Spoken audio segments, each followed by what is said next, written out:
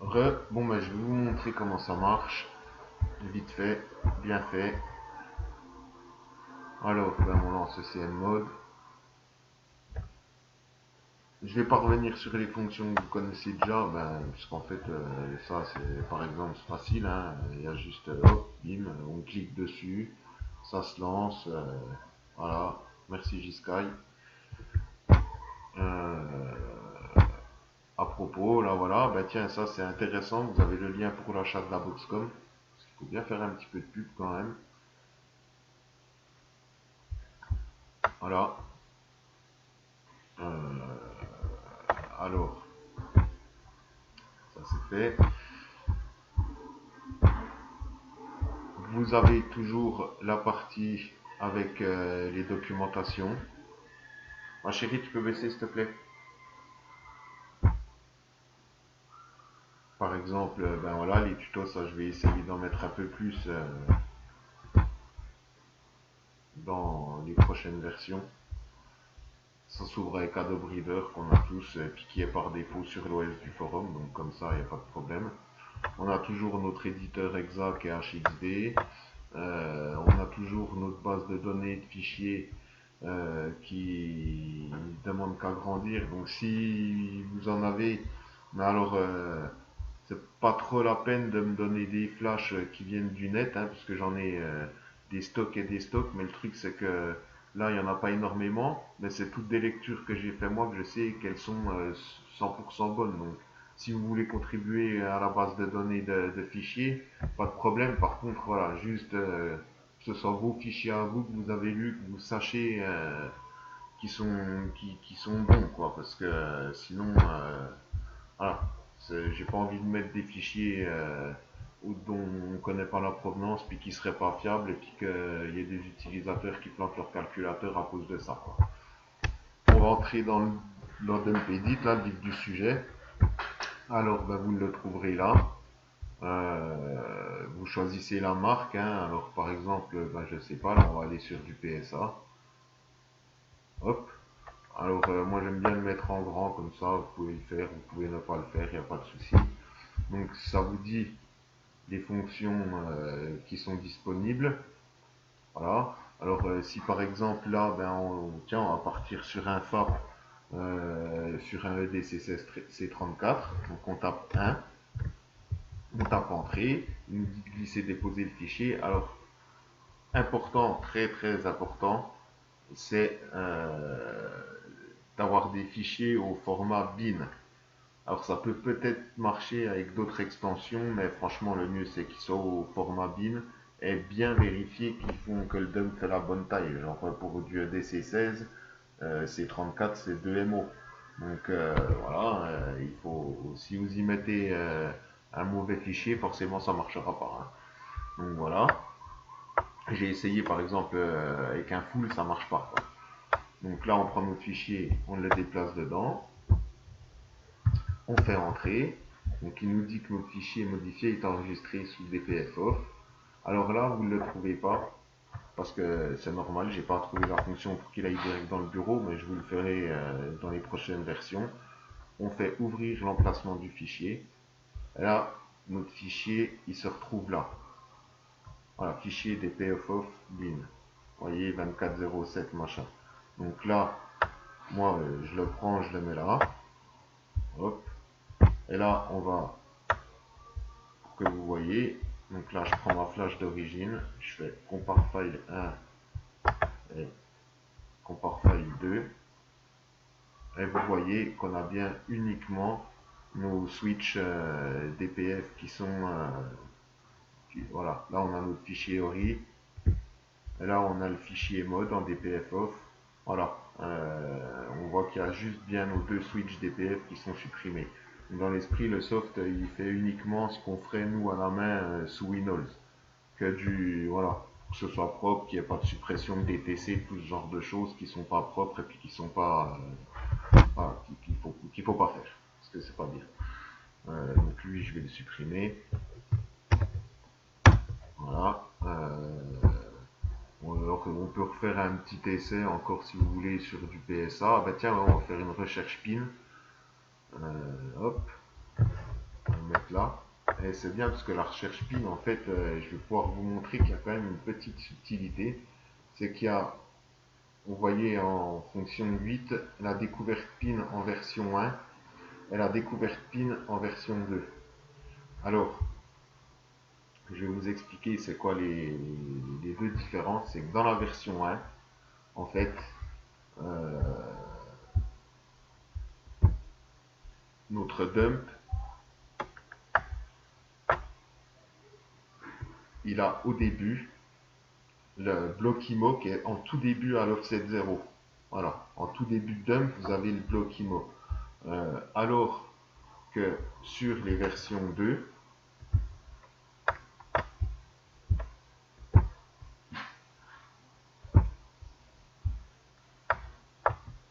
le bloc IMO, il se situe à l'offset 8000. Regardez. Voilà. Il y arrive. Voilà, vous voyez, ça commence là, à cet offset-là. Donc forcément, si vous mettez, je vais vous faire la démo, hein. Si par exemple, là, on va prendre la version 1, donc on tape 8, entrée. Si on prend un dump en version 2, il me dit que le code PIN c'est 00000. Alors non, c'est pas ça du tout. Donc là, ce que je vais faire, c'est que je vais fermer. Parce que du coup, il va m'avoir enregistré quand même un fichier avec un code PIN. Ben non, du coup, il n'enregistre pas le code PIN. Donc c'est très bien. Donc là, le fichier, on peut le supprimer. Et ce qu'on va faire, c'est que ce coup-là, on va relancer la fonction avec un bon dump. Voilà, donc on va refaire en version 1. Et là, on va prendre un dump en version 1. Voilà, et là, il nous dit bien que notre code PIN est S6FS. Donc il le dit, la fenêtre, elle va se fermer, elle se ferme au bout de 10 secondes. Mais par contre, là, vous retrouvez votre code PIN dans un fichier texte et il est bien écrit dedans. Donc comme ça, ben, vous pouvez le récupérer, le garder, l'imprimer, faire ce que vous voulez avec. Mais en tout cas, votre code PIN, il est sauvegardé, quoi. Ce qui est quand même plutôt pas mal, je trouve. Donc voilà, hein, pour les fonctions qu'on a. Sinon, bah, je vais vous montrer un coup, tiens, sur du Renault, même si je suis pas fan. Là, on va prendre par exemple, tiens, une 24C04 de EDC 15VM+. Alors ça, par contre, c'est un vrai fichier dump, alors je vais pas le... Voilà. On relance ce coup-là notre dump edit Renault.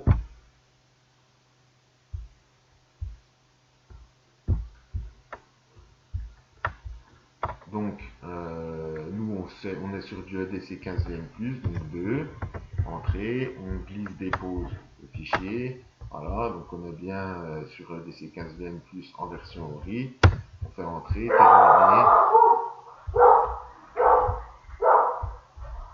voilà, et du coup, on retrouvera, vous entendez le chien de garde,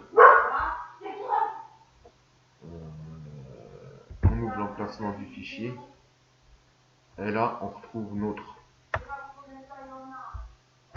J'en ai pour 2 minutes encore. Désolé les gars, j'ai du monde qui arrive. Alors, là, on a notre fichier ORI, compare file 1, compare file 2, et vous voyez qu'il est bien préparé pour l'émulateur. Alors, en fait, dans l'esprit, la prépa pour l'émulateur, c'est un vierge. Donc, vous pouvez très bien utiliser ça si vous voulez vous faire un vierge pour qu'il se recode automatiquement. Par exemple, je sais pas, votre EQ il est foutu, mais vous n'avez pas de problème de clé. Vous voulez pas poser un émulateur, par contre, vous voulez faire un vierge sur EEPROM pour poser votre nouveau calculateur. Bah, vous pouvez très bien vous servir de cette fonction, vous recodez votre EEPROM dessus, et puis après, le calculateur, il va se recoder tout seul. Voilà, pas de problème du coup. Donc ça, vous pouvez très bien le faire, hein. C'est valable pour les émulateurs Julie et pour les émulateurs KNTech. Donc il n'y a pas de problème, quoi. Euh, et puis sinon, ben voilà, en fait, ça fonctionne pareil pour tout. Voilà. Pour toutes les marques sur Dumpedit, en fait, ben, à chaque fois que vous voudrez l'utiliser, ce sera ce principe de fonctionnement-là. Vous ouvrez le script, il se lance. Si, enfin, je sais pas, hein, après, vous faites ce que vous voulez, quoi. Allez, par exemple, là, ben voilà, vous faites, en fait, vous choisissez votre fonction, vous tapez le numéro de la fonction, et puis après, vous glissez déposer votre fichier, et voilà, ça se fait quoi. Si vous voulez quitter le programme, vous êtes planté, le mieux c'est de faire la combinaison touche contrôle et C. Et hop, voilà, ça ferme la fenêtre. Voilà, écoutez, je peux pas trop dire mieux. Ah si, tiens, vu que PSA, FCA et tout, ils ont fusionné pour devenir Stellantis, eh ben vous me direz si vous préférez que je laisse comme ça avec soit PSA, soit FCA, FCA qui est Fiat Chrysler Automobile, hein, donc, ou que je fasse un Stellantis qui lui regroupera les fonctions de tout le groupe Stellantis, c'est-à-dire le groupe Fiat Alpha, Jeep, Dodge, machin, et PSA. Donc voilà, ça en fait vous choisirez, vous me direz, moi de toute façon ça me donne pas forcément beaucoup plus de travail pour le faire, quoi. Je dirais même que c'est pareil. Donc ben voilà, hein, en fait vous savez tout. Je pense que j'ai fait le tour. Si vous avez des questions, ben, le sujet est ouvert sur le forum, vous pouvez les poser, il n'y a pas de souci, je vous répondrai du mieux que possible. Euh, voilà. Bon ben écoutez, à plus.